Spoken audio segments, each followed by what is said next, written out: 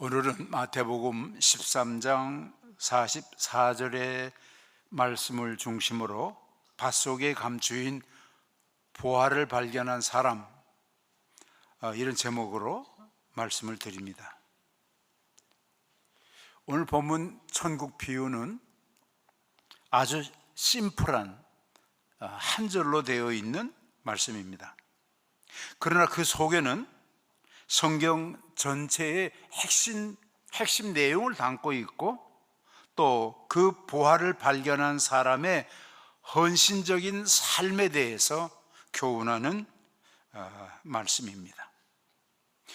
오늘 본문을 다시 한번 읽어보면, 천국은 마치 밭속에 감추인 보화와 같으니 사람이 이를 발견한 후 숨겨두고 기뻐하여 돌아가서 자기의 소유를 팔아 그 밭을 사느니라 말씀을 했습니다.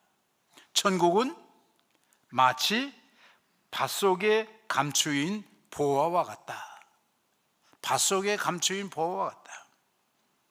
그리고 이를 발견한 사람은 기쁨으로 집으로 달려가 자기 소유를 다 팔아 그 밭을 사느니라, 이렇게 말씀했습니다.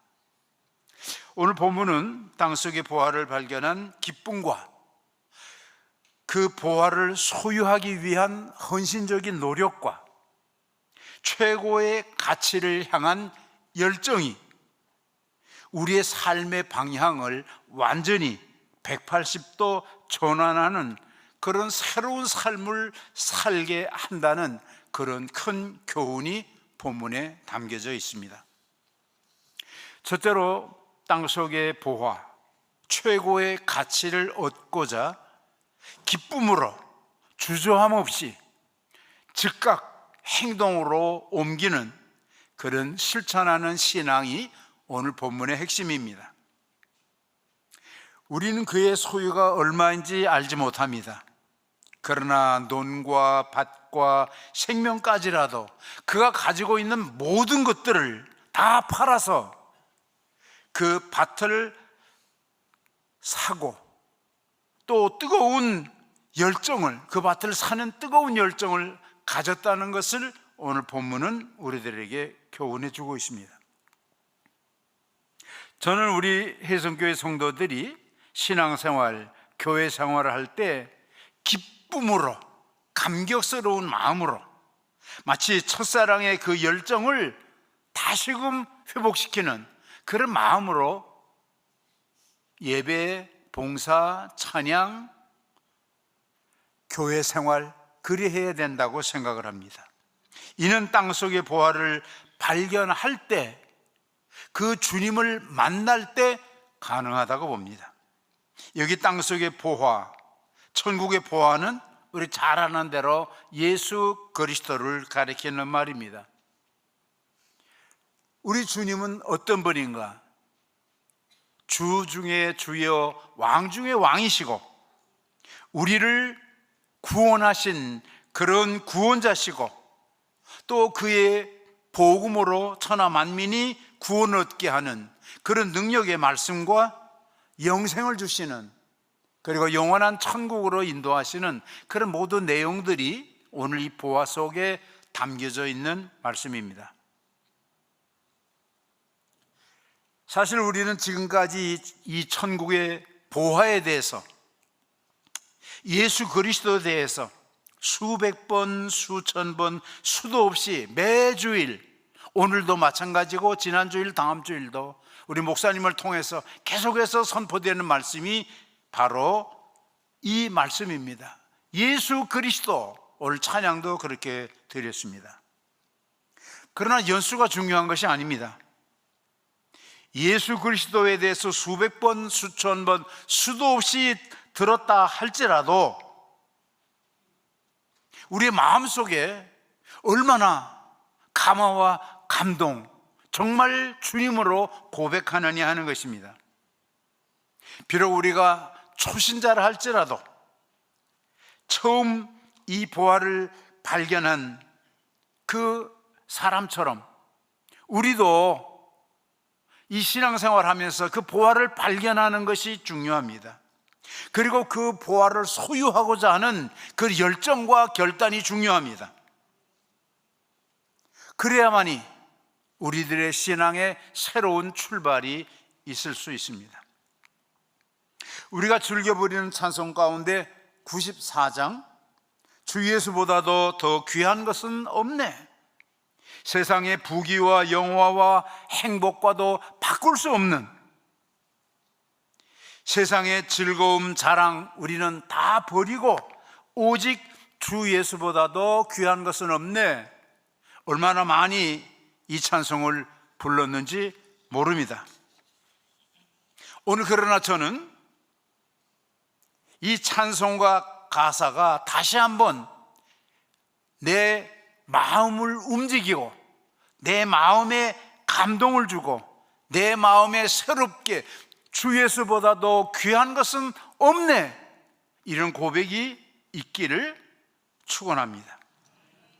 미국 웨스트민스터 신학교 총장을 역임한 에드먼드 클라우디, 그는 개혁주의 신학자여 복음적인 설교가였습니다.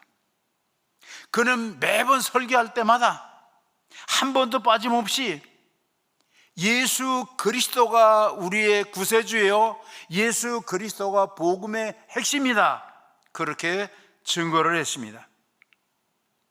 그리고 그는 우리의 대속으로 십자가에 죽으신, 그래서 우리에게 영생을 주신 그 주님이시기 때문에 우리도 주님을 위해서 죽고 주님을 위해서 다시 사는 그런 헌신적인 삶이 우리에게 있는 것은 마땅한 도리다 그랬습니다. 주님이 우리를 위해서 죽으시고 우리에게 영생을 주셨다면 우리 또한 그 주님을 위해서 모든 것을 다 드리는 것이 마땅하지 아니하냐는 것입니다. 만약에 여러분들이 설교자가 아니라고 할지라도 목장 모임이나 어떤 다른 모임에서 여러분들이 기도하는 그 시간에 에드먼드 클라우디 총장의 이 메시지, 예수 그리스도가 복음의 핵심이다, 항상 나누는 여러분들 되기를 주의 이름으로 축원합니다.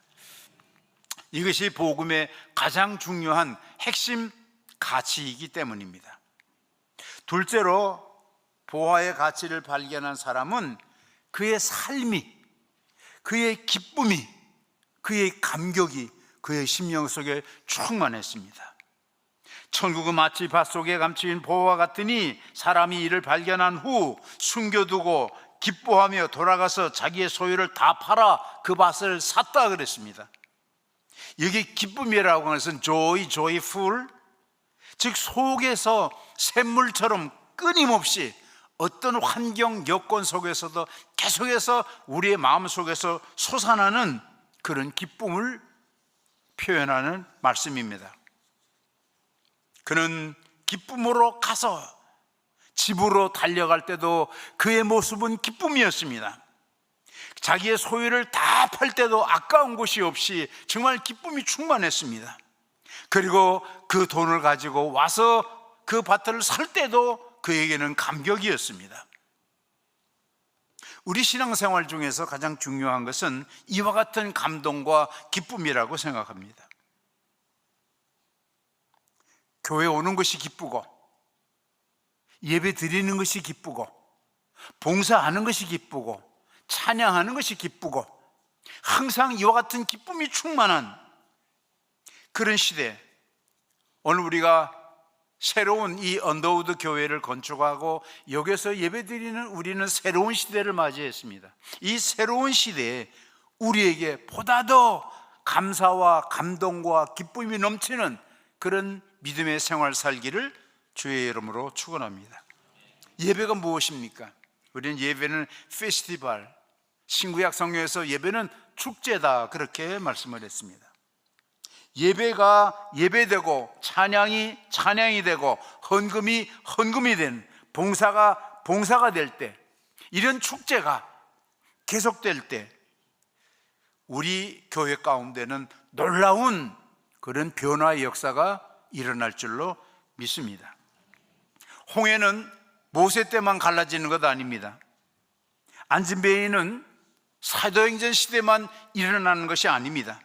예배가 축제될 때, 말씀이 살아서 우리 심령 속에 역사할 때 이와 같은 기적은 지금도 앞으로도 언제든지 일어날 줄로 믿습니다. 특별히 이 시간 우리가 하나님 앞에 감사하는 것은 이 밭의 보화를 발견했다 그랬는데, 내가 노력하고 내가 공부하고 내가 애써서 보화를 발견한 것 아닙니다. 내가 이 보화를 발견한 것은 특별한 하나님의 은혜로, 성령의 감동으로 우리가 이 보화를 발견했기 때문에 성경은 이것은 하나님의 선물이다 그랬습니다. 저와 여러분들은 하나님으로부터 가장 귀한 놀라운 선물을 받은 성도인 줄로 믿습니다.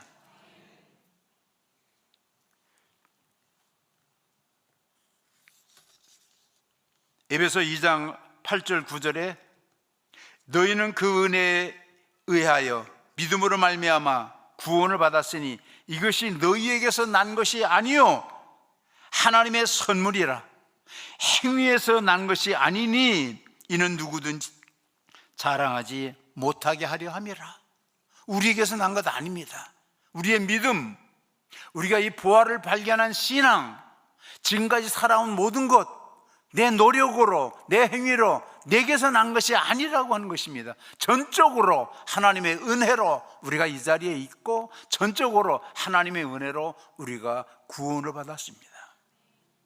그런 감격이 저와 여러분들 삶에 계속될 수 있기를 바랍니다. 우리는 하나님의 은혜로 구원받은 하나님의 백성, 하나님의 자녀들입니다. 우리 목사님이 옆에 있는 분들하고 인사를 하라 그랬습니다. 만약에 처음 들어와서 인사를 안 하면 예배 끝날 때까지 옆에 못 쳐다본다 그랬습니다. 저는 한 가지 배짱이 있는 것 같아요. 비행기를 타고 필리핀을 가든 미국을 가든 시카고 가려면 13시간을 가야 되는데 이 옆에 있는 사람, 저는 제가 먼저 인사합니다. 그것이 미국 사람이 됐든 그것이 외국 사람 누가 됐든 너 이름 뭐냐? 너 왜 왔다 가냐? 너 뭐 하는 사람이냐? 계속 하면 그 사람도 심심하잖아요. 13시간 동안 가만히 앉아 눈 감고 밥 먹고 또 잠자고 얼마나 심심해. 옆에 사람 한 번 쳐다도 안 보고 말도 안 해요. 근데 저는 말을 걸어요. 한 번은 그 화단, 그것을 디자인하고 화단을 가꾸는 그런 사람이 옆에 탔어요. 계속해서 나한테 설명을 하는 거예요. 자기가 온 목적은 뭐이고 뭐가 어떻고 하나님의 창조가 어떻고 막 설명을 해요. 제가 어떤 것은 알아듣고 어떤 말은 못 알아들어요. 이 사람이 알아요. 저한테 계속 얘기하면서도 못 알아듣는 것도 또 하고 또 하고, 와, 한 2-3시간 동안 그러고 갔습니다. 여러분, 옆에 있는 분들하고 인사하시기 바랍니다. 지금 하세요. 네.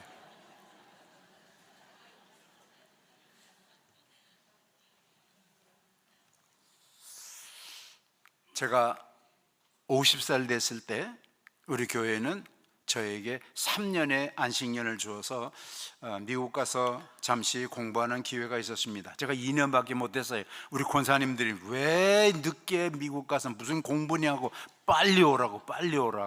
그래서 2년만 마치고 왔습니다. 근데 하루는 학교 갔다 오면서 차에 기름을 넣기 위해서 어떤 주유소를 둘렀습니다. 다 넣고 돈을 주기 위해서 캐시하는 데 갔어요. 그때 그 사람이 나를 딱 보더니 너 어디서 싸우고 왔냐? 그러는 거예요. 아니, 근데 너 얼굴이 왜 이렇게 화났어? 제 얼굴이 평시에 화난 얼굴이에요. 믿습니까? 아멘 하면 안 되지. 사실은 평상시에 화난 얼굴 아니에요. 저는 마음이 부드러운 사람이에요. 우리 정 목사님 마음이 부드러운 사람이에요. 근데 우리 표정이, 우리 한국 사람들은 표정이 항상 굳어 있어요.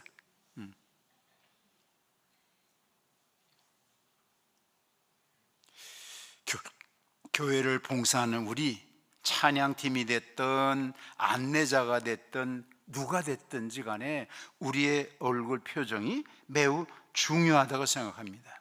근데 이것은 정말 내가 노력하지 않으면 지금 내 얼굴, 내 표정 항상 이 체크를 해야 돼요. 그렇지 않으면 굳어 있으니까. 그래서 우리가 사진 찍을 때 보면 뭐 김치, 뭐 스마일, 뭐 별걸 다 하는 거예요. 왜? 외국 사람들은 가만히 있어도 아주 자연스럽고 미소 짓고 보기가 너무너무 좋아요. 근데 우리는 항상 굳어 있어요.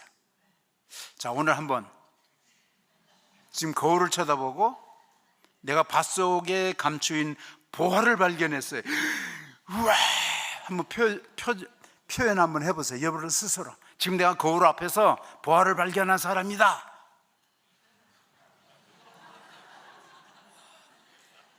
보화를 발견한 사람 맞습니까?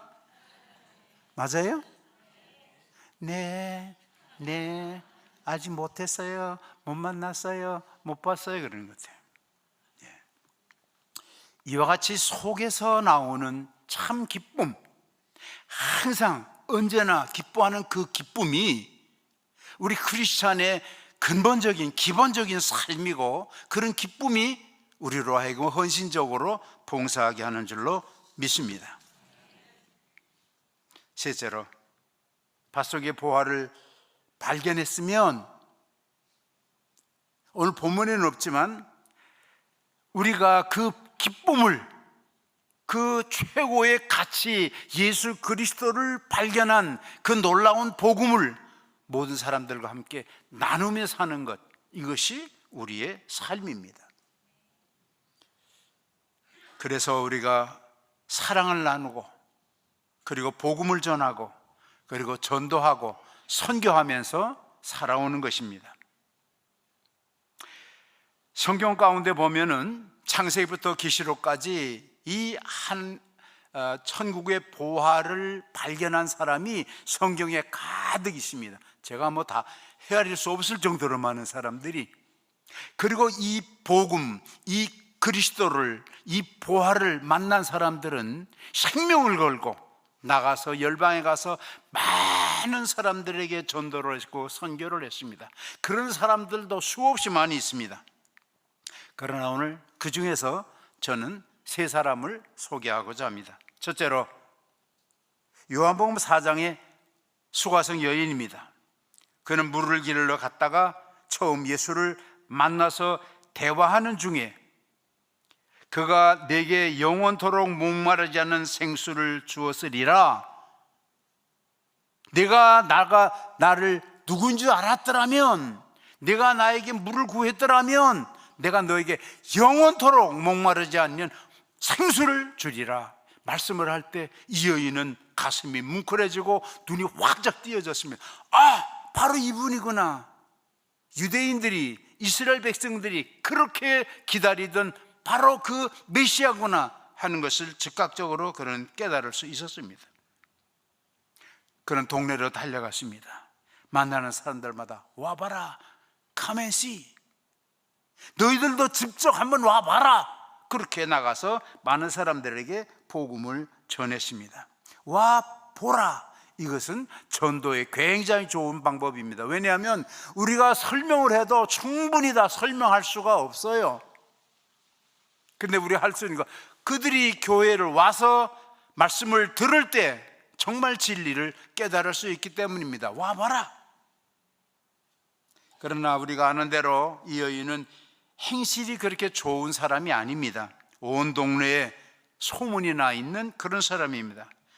그럼에도 불구하고 그가 와서 메시지를 전할 때 모든 동네 사람들이 깜짝 놀라서 예수님을 향해서 막 달려갔습니다. 무엇이 이 동네 사람들로 하여금 예수님께 달려가게 했을까? 어떻게 이 여인이 동네 사람들에게 전도하는 것이 가능했을까? 그것은 완전히 변화된 전혀 다른 그런 새로운 모습을 동네 사람들이 보았기 때문입니다. 그의 얼굴에는 기쁨이, 정말 주님의 그 광채가, 보화를 발견한 그 기쁨이 그의 얼굴 속에, 그의 모습 속에 충만했습니다. 그는 정말 덩실덩실 춤을 출 정도로 그런 기쁨으로 동네를 향해서 팍 달려갔습니다. 그가 와보라고 외칠 때 그는 너무나도 열정적이고 너무나도 감동적이고 그의 얼굴에 정말 천사와 같이 빛나는 그런 모습으로 하고 막 가서 사람들에게 와보라고 전도할 때 그에게는 놀라운 호소력이 있었습니다. 우리 모두는 다 전도자입니다. 전도는 메시지가 중요합니다. 무엇을 전하느냐? 예수 그리스도를 전하는 메시지가 중요합니다. 그러나 또한 중요한 것은 전도자의 변화된 모습입니다. 참 얼굴만 봐도 예수 믿고 싶고, 얼굴만 봐도 이 사람 교회 가는 사람이구나, 우린 다 얼굴에 써붙이고 다니는 사람들이에요. 믿습니까? 여러분들 얼굴만 보고도 사람들이 예수 믿고 싶은 마음이 생길까요? 그거 봐, 대답이 적잖아요. 항상 우린 기억해야 돼. 내 얼굴에는 예수 믿는 사람을 써가지고 다닌다. 사실 저는 이 동네에서 60년 동안 살고 있습니다. 이 가게니 뭐 미장원이니 할 것 없이 다 알아요. 저 사람은 해성교회 목사다 하는 거, 원로 목사다 하는 거. 그렇기 때문에 저는 동네에서 행동을 조심해야 됩니다. 그리고 항상 의도적으로 웃으며 살아야 됩니다. 그렇지 않으면 나쁜 소문이 날 수 있어요. 저는 TV나 드라마를 잘 보지 않습니다. 보려고 애쓰고 노력해요. 근데 어제 제가 잠시 텔레비전을 보는데 그 드라마 프로그램 중에서 그 유해진이라는 그런 그 배우가 있는데 인터뷰하는 그런 대화하는 그런 내용을 봤습니다. 사실 우리가 얼굴을 보면, 그의 모습을 보면 그런 뭐 정말 유명한 배우, 스타 그런 얼굴은 아니에요. 죄송하지만 그런데 그의 액션이나 그의 말이나 유머나 행동이나 이런 것은 많은 사람들에게 감동을 주고 있어요. 저 같으면 금년에 나무주연상을 주고 싶어요.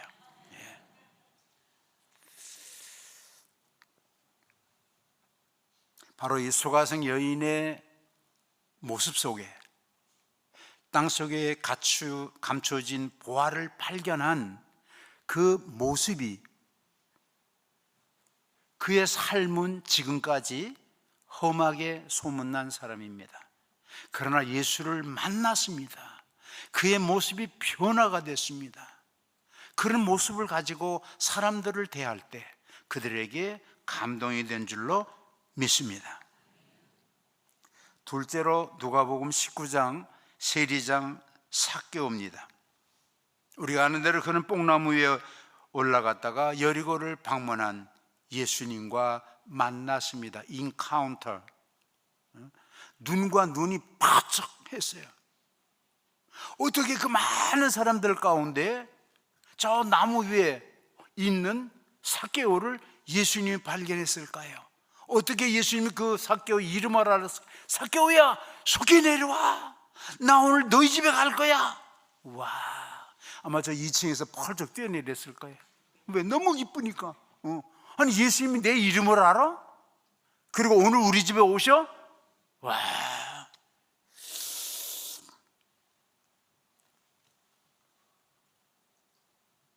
오늘 우리들은 삭개오처럼 내 눈과 예수님의 눈이 마주치는, 내 심령이 예수님과 마주치는, 만나는 이 순간이 얼마나 중요한지 모릅니다. 삭개오는 예수님 자기 집에 모셨습니다. 신방 제대로 받은 사람이에요. 오늘 보니까 뭐 대신방 광고도 나오던데 교육자들이 혹은 목자들이 여러분 집을 방문할 때 신방 제대로 받으시기 바랍니다. 그냥 형식적인 거 말고 신방 제대로 받으면 삭개오처럼 대박이 나는 줄로 믿습니다. 신방 중에 무슨 말씀을 전했는지, 어떤 기도를 했는지 성경에는 기록이 없습니다. 그러나 삭개오는 고백합니다. 내 소유의 절반을 가난한 사람들에게 주겠사오며 만일 누구에게 토색한 것이 있으면 4배로 갚겠습니다. 이건 정말 놀라운 일입니다. 삭개오에게 이런 고백이 나올 수 있다고 하는 것, 사실 삭개오는 돈밖에 모르는, 이 세상에 태어나서 그는 아무도 보이지 않는, 부모, 친척, 형제, 이웃 아무도 보이지 않는 오직 돈, 그것만을 위해서 살아온 사람입니다. 아마 많은 재산을 모았을 것입니다. 근데 주님을 만나니까, 주님의 신방을 받으니까 삭개오의 고백은 내 재산의 절반, 어마어마한 액수일 겁니다. 그것을 바치고, 또 혹시 남에게 정말 부정하게 잘못되게 내가 뺏은 것이 있다 그러면 그것은 4배로 갚겠습니다. 이런 놀라운 고백 속에 주님은 그에게 말했습니다.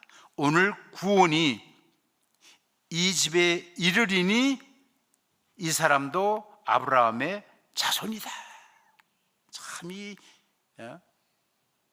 놀라운 변화, 놀라운 헌신, 그거를 통해서 주님으로부터 구원의 영생의 놀라운 축복을 받으신 줄 믿으시기 바랍니다. 셋째로, 사도행전 16장의 바울과 실라입니다. 이들은 복음을 증거하다가 감옥에 갇혀서 많은 매를 맞고 착고에 채워서 저 깊은 감옥 굴 속에 갇혀 있습니다. 저들은 캄캄한, 정말 피투성이가 된 그런 몸을 가지고도 기도하며 찬미했다. 그런데 감옥 안에 있는 죄수들이 듣더라 그랬습니다.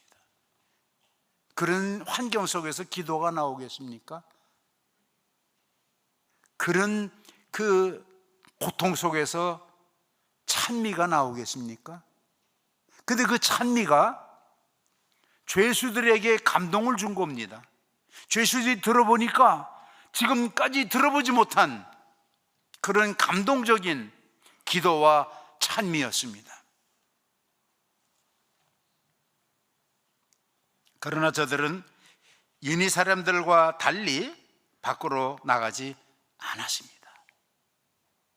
여러분, 기도하면 옥문이 열리는 줄로 믿습니다. 기도하면 착고가 풀리는 줄로 믿습니다. 여러분의 많은 기도의 제목을 가지고 있는 줄로 압니다. 기도하며 찬미할 때, 그 어려운 환경 속에서 기도하며 찬미할 때 옥문이 열렸습니다. 여러분들의 기도의 제목에도 응답이 있을 줄로 믿습니다. 그런 모습 속에서 간수장이 옥문이 열렸으니까 이 죄수들이 다 도망갔어요. 그러면 책임이 자기에게 오는 거예요. 자기는 자결하려고 그랬어요. 그때 신라와 베드로는 우리가 다 여기 있노라, 아마 깜짝 놀랐을 것입니다. 아마, 아니 이렇게 옥문이 열렸는데 저 죄수들 도망가지 않고 우리가 여기 있다?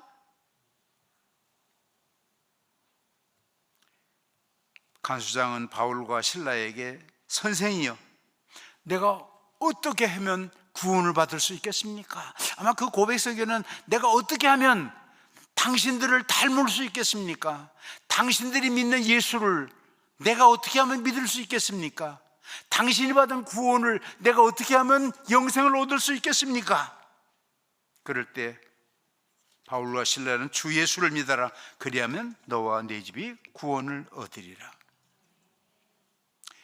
사실 바울과 실라는 이 간수장에게 또 죄수들에게 기도하며 찬미했지만 직접 말로 복음을 전할 그런 찰나, 그런 기회는 없었습니다. 그러나 간수장이 볼 때 이 죄수들, 바울과 신라는 여느 그런 사람들과 비교할 수 없는 그런 모습, 그런 행동을 보았기 때문에 간수장은 스스로 전도하지 않았는데도 스스로 바울에게 찾아와서 내가 어떻게 하면 영생을 얻겠습니까?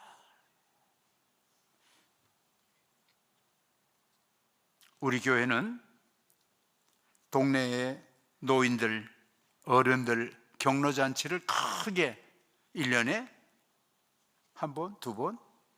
제가 여기 체육관에 가서 아침에 운동을 합니다. 그 행사가 끝난 그 다음날 우리 목사님을 대신해서 우리 교회를 대신해서 제가 인사 엄청나게 받았습니다. 목사님, 혜성교회 어저께 갔는데 프로그램도 좋고 선물도 좋고 참 좋았습니다. 언제 또 하죠? 네, 기다리세요. 잔치는 여러 번 했는데 인사는 제가 다 받았어요. 동네 사람들한테. 우리는 어린이날 우리들 세상 축제가 있습니다. 많은 예산을 들여서 많은 기구를 해서 5,000명, 6,000명의 성동, 성북구, 종로구 많은 어린이들, 많은 부모님들, 많은 사람들이 와서 하는 잔치입니다. 어떤 날 다른 교회 목사님, 장로님들이 찾아와서 어떻게 하면은 우리도 이런 거 할 수 있습니까? 뭐 이렇게 하면 됩니다. 그래 못해요. 왜? 그건 혜성교회만 하는 지금 12번째, 14번째, 14번째 대축제가 이건 이미 서울 시내 파다하게, 한국교회 파다하게 다 전해져 있습니다. 또 우리는 한 달에 한 번 어려운 이웃들에게 반찬을 만들어서 딜리버리하고 가서 전도하고 사랑을 전하는 이런 많은 행사들을 가지고 있습니다. 그런데 특이한 거는 우리가 말로 전도하지 않는다는 겁니다. 교회 오세요, 혜성교회 오세요, 혜성교회가 이런 걸 합니다 자랑하지 않아요. 왜냐하면 정 목사님이 그냥 행사만 하지 그들을 환영하고 선물을 주고 기쁘게 해주지 교회 오라 그런 말 하지 말라 그러니까 우리 교인들이 아무도 교회 오라고 전도하지 않아요. 참 순종하는 데는 최고야. 예. 입 벌려서 전도하면 안 돼요. 알았어요? 왜? 목사님이 하지 말라고 했으니까. 목사님의 속마음을 읽어야죠. 우리가 왜 이런 행사를 합니까? 복음을 전하기 위해서.